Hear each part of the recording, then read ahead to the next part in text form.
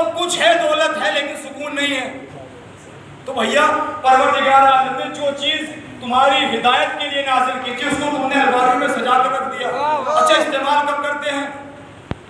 मजलिस से ये नहीं है कि दादो तहसीन के लिए हो, नफ्स की इस्लाह की जाए, ये इस चीज का नाम है। अलमारी में सजा कर रख दिया। इस्तेमाल कब होती है?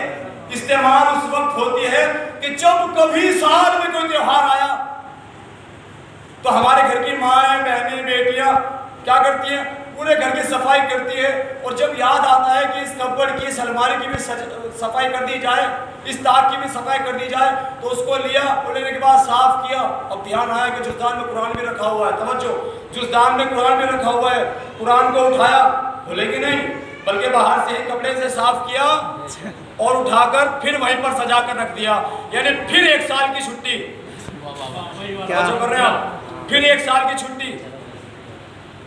तो भैया इसलिए ये आया था ये कि आप सफाई करें, फिर अलमारी में सजा कर रख दें। ईमान से बताएं, इसलिए नाजिल हुआ था ये? नहीं। अच्छा, इस्तेमाल कब करते हैं? आप भी देखते हैं, हम भी देखते हैं। इस्तेमाल ये कुरान उस वक्त होता है कि जब हमारे घर में कोई मरीज हो जाता है तो हमारी माएँ, बहनें, बेटियां उसको हवा देने के लिए कुरान का इस्तेमाल करती है, कुरान को खोल लेती हैं। मैं सवाल करता हूं कि ये बताओ कि आखिर तुम इस कुरान की हवा इस मरीज को क्यों दे रही हो? कमाल, कैसी बात कर रहे हो? ये मुकद्दस किताब है, बाबरकत किताब है, बाशरफ किताब है। अरे हम इस कुरान की हवा इस मरीज को इसलिए दे रहे हैं ताकि हमारा मरीज शिफायाब हो जाए, मुकम्मल शिफा पा जाए। मैंने सवाल किया, ये बताओ कि आखिर तुम्हें यकीन है कि अगर इस कुरान को हम अपने मरीज को हवा दें तो वो मुकम्मल शिफा पा जाएगा? क्यों नहीं यकीन है? यकीन है इसलिए कि परवरदिगार की खास किताब है, बड़ी बाबरकत किताब है। कैसी बात कर रहे हैं मौलाना, हमारा मरीज इससे शिफायाब हो जाएगा। अच्छा, दूसरी जगह का इस्तेमाल करते हैं।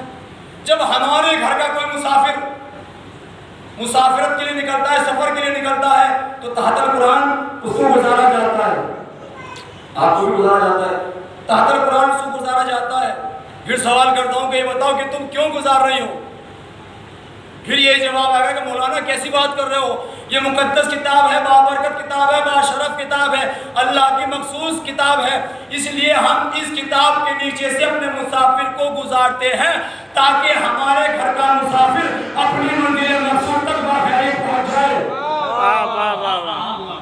जो कर रहे हैं आप, इसलिए ताकि हमारे घर का मुसाफिर अपनी मंजिल मकसूद तक बाआसानी, बाखैरियत पहुंच जाए। मैंने कहा अच्छा ये बताओ, फिर यकीन है कि तुम्हारे घर का जो मुसाफिर है वो अपनी मंजिल मकसूद तक बाआसानी पहुंच जाएगा, खैरियत के साथ पहुंच जाएगा? यकीन है।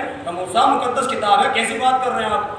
तो मैं उन माएँ, बहनें, बेटियों से सवाल करना चाहता हूँ कि मुझे ये बताओ कि जब तुम इस कुरान पर इतना यकीन रखती हो कि अगर किसी मरीज को उसकी हवा दी दी जाए तो वो मुकम्मल शिफायाब हो जाएगा, किसी मुसाफिर को तहतल कुरान गुजार दिया जाए तो वो मंजिल मकसूद तक खैरियत के साथ पहुंच जाएगा, तो तुम इस किताब पर, इस बात पर क्यों नहीं यकीन रखती कि अगर इस किताब की तालीम अपनी औलाद को दे दी जाए तो उसकी दुनिया भी कामयाब हो जाएगी?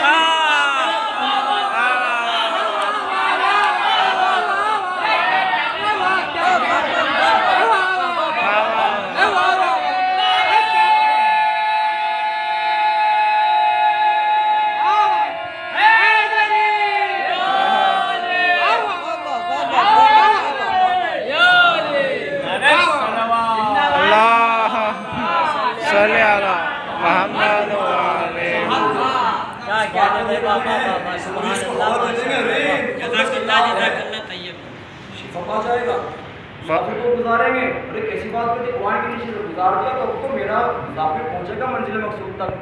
भाई क्यों किताब है, कुरान मजीद है, मुकद्दस किताब है। तो जब ये मुसाफिर को, ये किताब कुरान जो है, जब ये मुसाफिर को उसकी मंजिल मकसूद तक पहुंचा सकती है और किसी मरीज को शिफायाब कर सकती है, तो क्या ये किताब किसी की जिंदगी नहीं बना सकती? बेशक कर रहा हूँ, जिंदगी नहीं बना सकती। अच्छा, अगर माँ बाप को ये लगे कि खालिद जो है उसकी जिंदगी भी कामयाब, औलाद की और आखिरत भी कामयाब, हमारा कोई फायदा नहीं, तुम्हारा भी फायदा है। तो तुम्हारा क्या फायदा? सुनो, तुम्हारा ये फायदा है कि जब तुम्हारी औलाद कुरान पढ़ी हुई होगी तो तुम्हें किसी मौलाना के दरवाजे में जाने की जरूरत नहीं होगी कि मौलाना हमारे वालिद के लिए क्या कर दीजिए, कुरान पढ़ दीजिए, फिर जरूरत नहीं पड़ेगी। अगर औलाद पढ़ी लिखी है तो आपके नामा अमाल में इजाफा होगा, लेकिन अगर औलाद जाहिल है तो तुम्हें अपना भी हिसाब देना होगा और औलाद का भी हिसाब देना होगा। परवरदिगार आलम इरशाद फरमा रहा है क्या, फस्कुरूनी अज़कुरकुम, फस्कुरूनी बड़ा बहुत जल्द अर्ज कर रहा हूँ, उसके बाद क्योंकि ज़राने मजलिस भी है, उसके बाद दूसरी मजलिस भी है। परवरदिगार शाह फरमाता है फस्कुरूनी अज़कुरकुम वश्कुरूनी वला तकफुरून, तुम मेरा जिक्र करो मैं तुम्हारा जिक्र करूंगा, वश्कुरूली और तुम मेरा शुक्र अदा करो, वला तकफुरून और मेरी नेमतों का इनकार मत करो, कुफ्र इख्तियार मत करो। अच्छा फायदा क्या होगा, परवरदिगार जो कह रहा है कि तुम मेरा जिक्र करो मैं तुम्हारा जिक्र करूंगा, तो फायदा क्या है, फायदा यह है कि हम जब तलक रहें, अल्लाह ने कहा कि तुम जब तलक हो मुझे याद करो, मैं जब तलक रहूंगा तुम्हें याद करूंगा। वाह वाह, दुनिया इस बात से हैरत ज़दा है कि भाई ये हुसैन का गम क्यों बाकी है, क्यों आज तलक बाकी है। हमने तो लाख कोशिशें की कि अज़ादारियों पर हमला कर दिया जाए, अज़ादारों को मार दिया जाए, खत्म कर दिया जाए, ताकि अज़ादार खौफज़दा हो जाए और अपने अपने घरों में जाकर बैठ जाए और हमें हुसैन बर्पा न कर सके, मजलिस न कर सके। लेकिन हमने जितना रोकना चाहा, जितनी पाबंदियां लगाई, अज़ादारी में उतना ही इजाफा होता चला रहा है। क्या मसला है, क्या माजरा है, उन्हें बताओ कि परवरदिगार का आश्कार तौर पर ये ऐलाना मेरी तरफ मुतवज्जह है।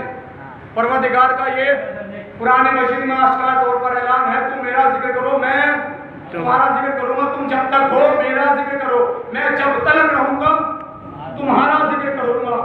तो अली जब तलक रहे अल्लाह को याद किया। हद ये है कि अली की शहादत भी मस्जिद में हुई, वाह वाह वाह वाह, सजदे में हुई, तो आखिरी हद तक अल्लाह को याद किया। हुसैन जब तलक रहे अल्लाह को याद किया, तो तुम लाख कोशिशें करते रहो कभी हुसैन को खत्म करने की, इसमें नुक्स पैदा करने की, कमियां पैदा करने की, नहीं, तुम्हारे पास की बात नहीं है। और ये सुपर पावर ने जिम्मेदारी ले ली है, भाई तुम मेरा जिक्र करो मैं तुम्हारा जिक्र करूंगा, तुम जब तलक हो मेरा जिक्र करो, मैं जब तलक रहूंगा तुम्हारा जिक्र करूंगा। अली जब तलक रहे अल्लाह को याद किया, हुसैन जब तलक रहे अल्लाह को याद किया, अब अल्लाह के ऊपर वाजिब हो गया, अल्लाह जब तलक रहेगा हुसैन के जिक्र को बाकी रखेगा। वाह वाह वाह अल्लाह जब तलक रहेगा बेशक बेशक हुसैन के जिक्र को बाकी रखेगा। अच्छा परवरदिगार क्या कह रहा है, बस तुम मुझे याद करो, तुम मेरा जिक्र करो, बदले में मैं तुम्हारा, बहुत जल्द बदले में मैं तुम्हारा जिक्र करूंगा, मैं तुम्हें याद करूंगा। अच्छा कैसे करे, अल्लाह का जिक्र कैसे करे, ये अल्लाह कैसे तेरा जिक्र करे। अच्छा आप आमतौर से जब किसी से मोहब्बत करते हैं, तो पहले क्या चीज़ है शर्त मोहब्बत से, मार्फत, पहचान। जब पहचान होगी तभी मोहब्बत हो जाएगी और इजाफा हो जाएगा मोहब्बत। होता है कि नहीं होता है, मोहब्बत की बुनियाद मार्फत होती है। और परवरदिगार कह रहे हैं तुम मेरा जिक्र करो मैं तुम्हारा जिक्र करूंगा, तो परवरदिगार कैसे करे, मार्फत के साथ करो। वाह वाह वाह वाह, परवरदिगार मार्फत के साथ। अब मैं तुम्हें बताता हूँ बड़ी आसान सी मिसाल, मेरे छोटे भाई तशरीफ फरमा है कि अगर मार्फत के साथ इबादत खुदा हो तो क्या लुत्फ है, और मार्फत के अलावा परवरदिगार की इबादत हो तो फिर क्या है, क्या मजा है। परवरदिगार कह रहा है कि तुम मेरा जिक्र करो मैं तुम्हारा जिक्र करूंगा, और कह रहा है कि पहले मार्फत। आसान सी मिसाल दे दी जाए, किसी जगह पर मैं और मौलाना पैगर साहब जो है कहीं जा रहे हैं मजलिस पढ़ने के लिए, मेरी मजलिस है और किबला की जो है पेशखानी है, ठीक, बड़ी आसान मिसाल, बच्चे भी समझ जाएंगे कि मार्फत से पहले अगर परवरदिगार की इबादत हो, यह बस बात नहीं है, यह बस बात नहीं है। सुनिए, पैगर साहब भी हैं और हम भी हैं, मेरी मजलिस है पैगर साहब की पेशखानी, ठीक, चलिए पैगर साहब की आप हसन चलिए पैगर साहब की खिताबत है और हमारी पेशखानी, ठीक है, पैगर साहब की खिताबत और हमारी पेशखानी, हम दोनों एक ही जगह जा रहे हैं। ये असली लिबास में नहीं है, तवज्जो, ये असली लिबास में नहीं है, हम भी जा रहे हैं दोनों एक ही साथ बस में सफर कर रहे हैं। अब ये मेरे साथ आकर बैठ गए बस की सीट पर, बहुत आसान, बहुत आसान कर दी मैंने मिसाल। आकर बैठ गए, हम इधर हैं, ये इधर है, किबला तवज्जो, हम इधर और किबला पैकर साहब इधर। इस तरफ। अब पैकर साहब इस तरफ, हम इस तरफ। अब हम चूंकि पेश खान है, थोड़ी सी गुदगुदी करने का दिल किया तो हमने कहा सर किबला थोड़ा परे हो जाइए, थोड़ा परे हो जाइए। अब फिर हमें नहीं पता कि क्योंकि मार्फत नहीं है, तवज्जो कीजिएगा, मार्फत नहीं है इनकी कि मौलाना थोड़ा सा और परे हो जाइए, ये करो थोड़ा सा और इधर हो जाइए। मैंने फिर परेशान किया, थोड़ा और परे हो जाइए, ये बेचारे थोड़ा और परे को हो गए। नीचे गिर अब इसी तरह से मैंने परेशान करता रहा, हद ये हो गई कि ये आधे नीचे रहे और आधे ऊपर। ये परेशान की हद है। तो अभी जब मैंने परेशान ही कर रहा था तो हमारी मंजिल आ गई।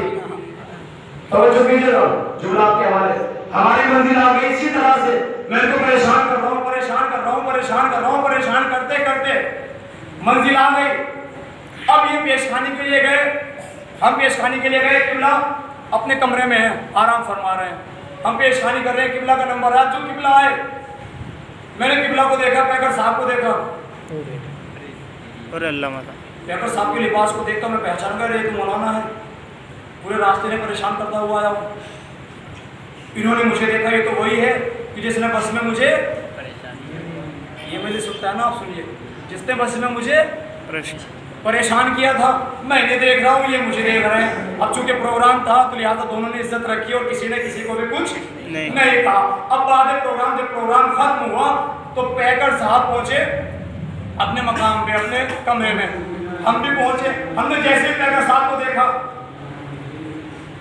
ये मौलाना थे। अब जब पैकर साहब को देखा तो मैंने कहा किबला अगर आप कहें तो आपको पानी ला दिया जाए। प्यार साहब अगर आप कहें तो आपको पानी ला दिया जाए। मैंने कहा ठीक है ले आइए। अभी पानी ही पिलाकर हटा था, फिर थोड़ी देर के बाद मैंने कहा अगर किबला आप कहें तो आप ये चाय बनवा दी जाए। मैंने कहा ठीक है बनवा दी जाए। तो किबला फिर चाय ही पिलाई। फिर कुछ देर के बाद फिर बेचैन हुई, किबला अगर आप कहें तो आपके पैर दबा दिए जाए, आपके पाँव दबा दिए जाए। क्यों कर रहा हूँ इतनी खिदमत, जुमला के हवाले क्यों कर रहा हूँ इतनी खिदमत? चूंकि मुझे मालूम नहीं था कि ये मौलाना है। तवज्जो, इनकी मजलिस है ये, वहाँ पर मौलाना है, मुझे नहीं मालूम कि ये मौलाना है। तो जब मुझे मालूम नहीं था तो मैं परेशान कर रहा था। मित्र मुखातब रहे भाई, जब मुझे मार्फत नहीं थी तो मैं इनको परेशान करता हुआ आया, लेकिन जब मुझे मार्फत हो गई कि ये मौलाना है तो मैं इनकी इतनी कर रहा हूँ कि मैंने मेजबान को भी फेल कर दिया। मेजबान नहीं कर रहा इतनी, मैं भी इन्हीं की तरह से हूँ, एक मेहमान हूँ वहाँ पर। ठीक, मैं इनकी नहीं कर रहा हूँ। तो क्यों कर रहा हूँ? इसलिए कर रहा हूँ चूंकि मुझे इनकी मार्फत नहीं थी तो इनको परेशान किया। अब मार्फत हो गई कि मौलाना है तो इनका एहतराम वाजिब हो गया। तो भाई मार्फत से पहले अगर परवरदिगार की इबादत की जाए तो ज़हन में यकीन तौर पर मालिक नियमत घूमता रहेगा, लेकिन अगर मार्फत के बाद परवरदिगार की इबादत की जाए तो पाँव से तीर निकाल दिया जाएगा।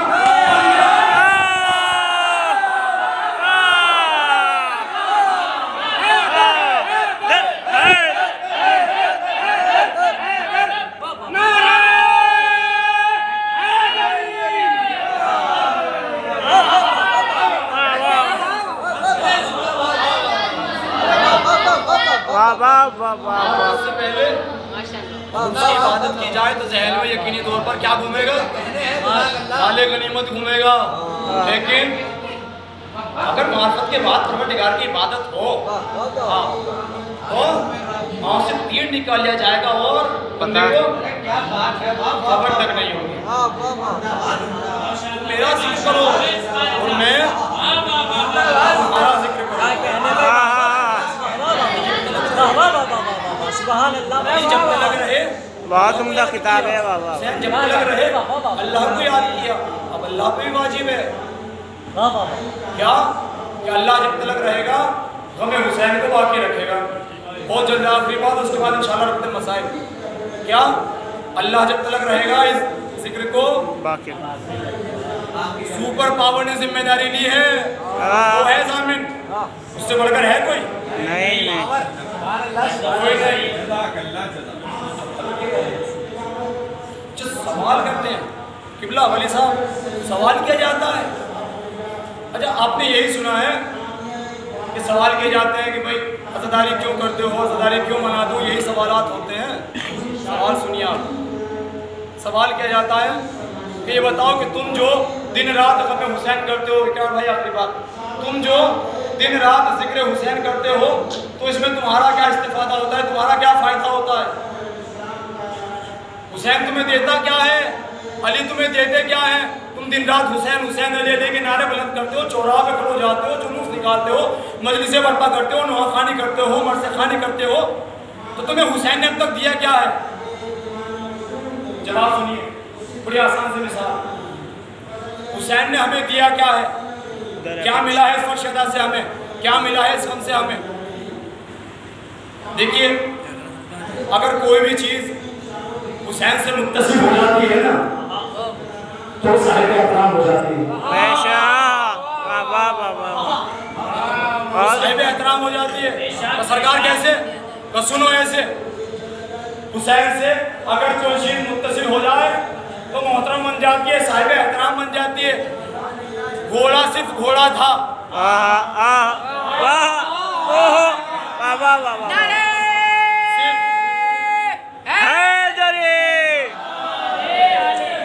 घोड़ा सिर्फ घोड़ा था, लेकिन जब हुसैन से मुत्तसिल हो गया तो ज़माना बन गया।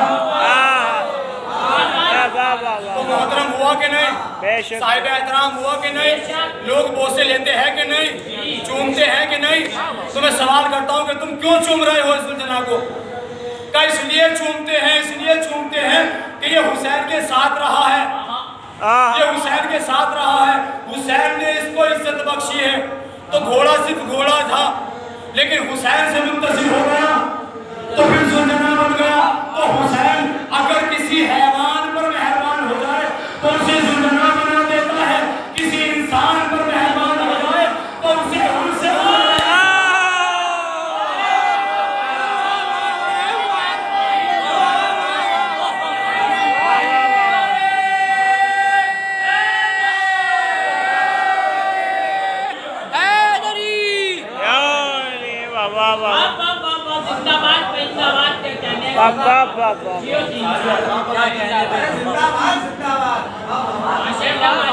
बहुत उम्दा किताब है बाबा। मुझे अफसोस है कि मेरी तकरीर उस वक्त रखी गई है कि जब आप लोग डिस्टर्बिंग नहीं बिस्मिल्लाह। नारा हैदरी बहुत अच्छा हो रहा है। ताकि थोड़ा सा साफ हो जाए। अल्लाह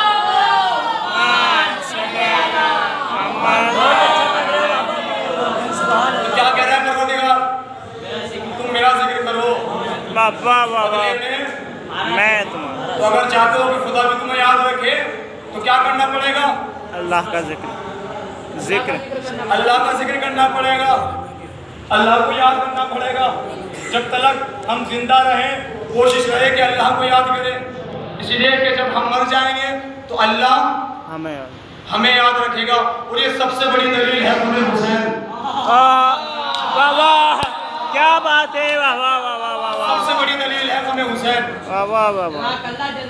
आज बाकी है ये इस वजह से है परवरदिगार ज़ामिन है, परवरदिगार जिम्मेदार है। तो मेरी मजलिस का नतीजा सिर्फ ये है कि आप अल्लाह को भी याद रखिए और अहले बैत को भी याद रखिए। बेशक आज जो परेशानियां हैं मैंने आपकी याद भी कि आज जो परेशानियां हैं कि इस पर फुर्सत नहीं होती, वो सिर्फ इसी वजह से नहीं होती क्योंकि हमने मस्जिदों को वीरान रखा हुआ है।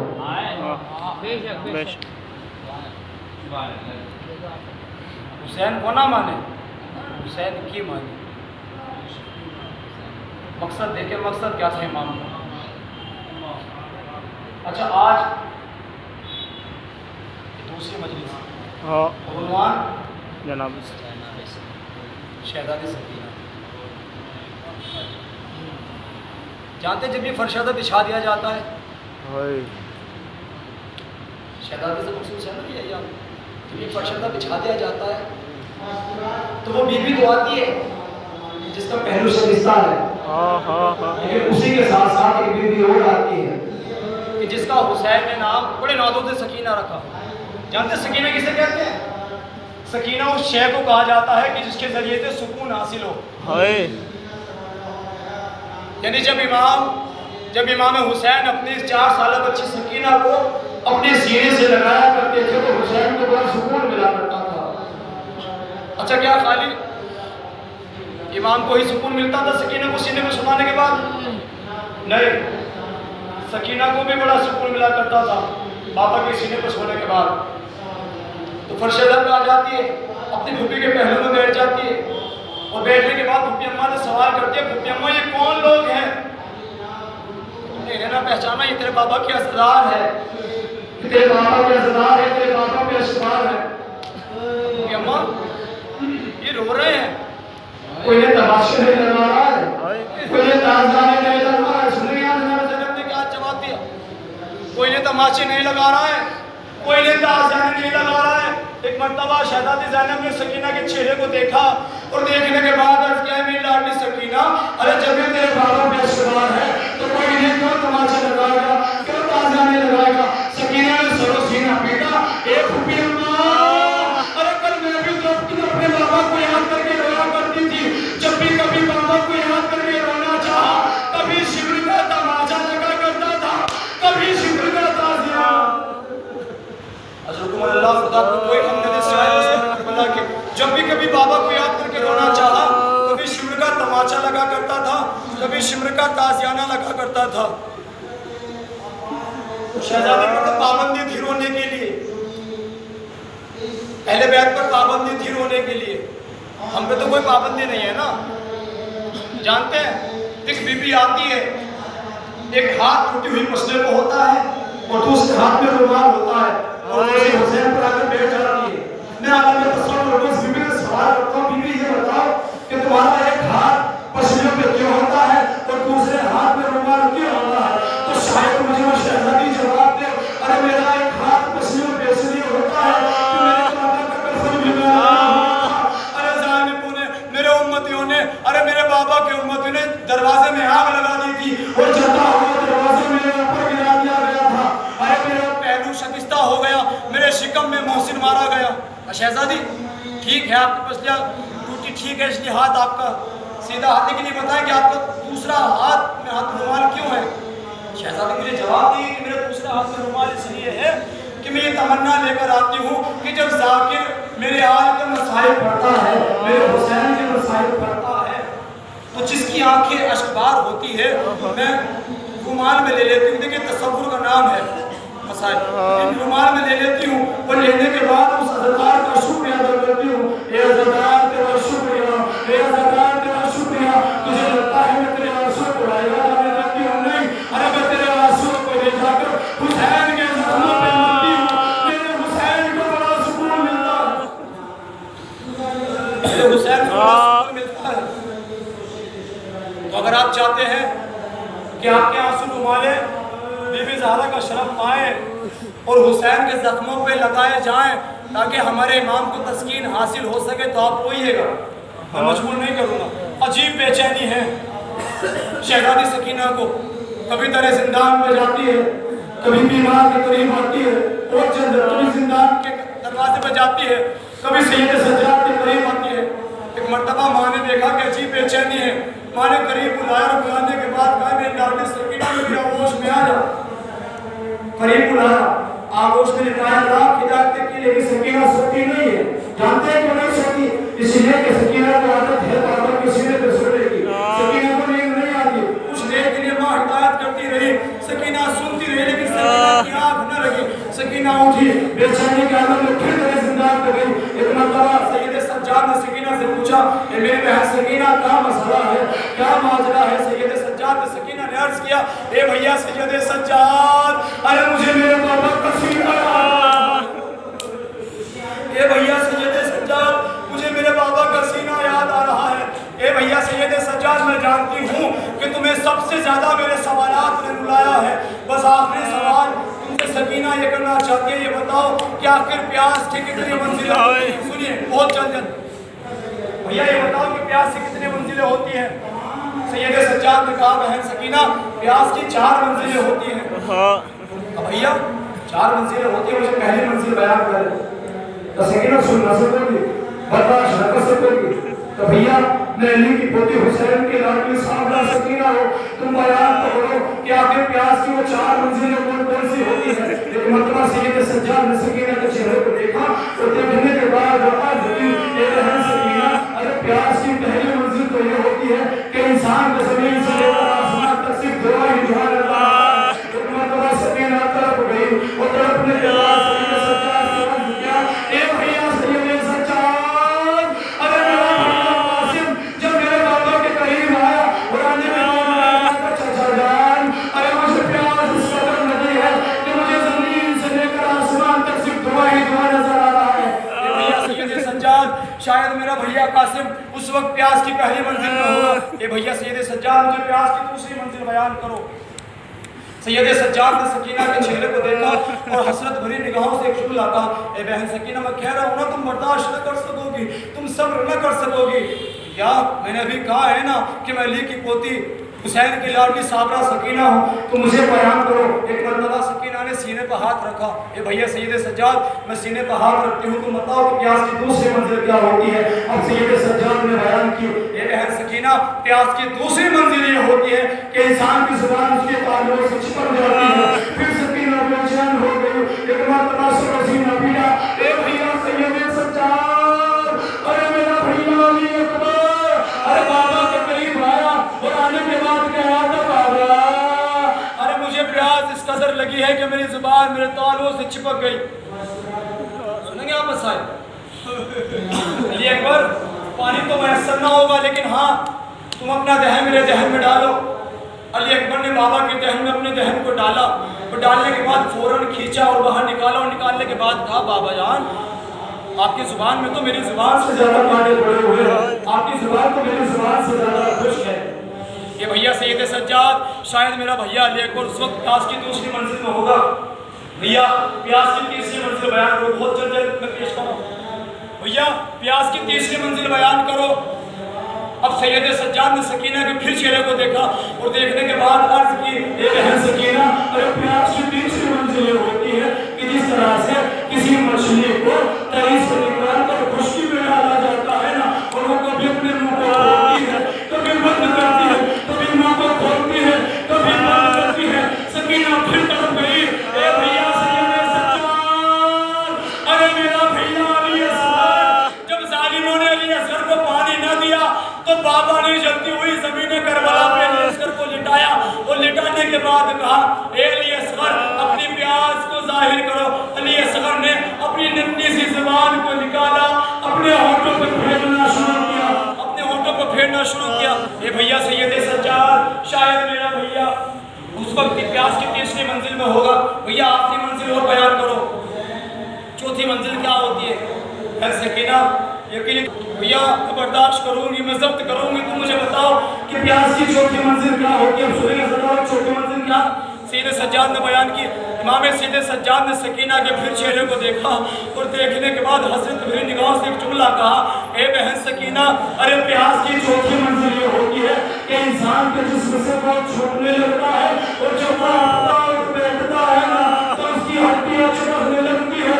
सकीना ने सारा सीना पीटा, मातम किया और मातम करने के बाद अर्ज किया, भैया सैयद सज्जाद, अरे तुम्हारी बहन सकीना प्यास की चौथी मंजिल ही में है। अरे सकीना के जिस्म से बहुत छूट रहा है। सकीना जब उठती और बैठती है ना तो सकीना की हड्डियां छिटकने लगती है। सकीना के ये बयान सुनने के बाद जिंदान में बहराम बर्पा हो गया। हाय सकीना, हाय सकीना।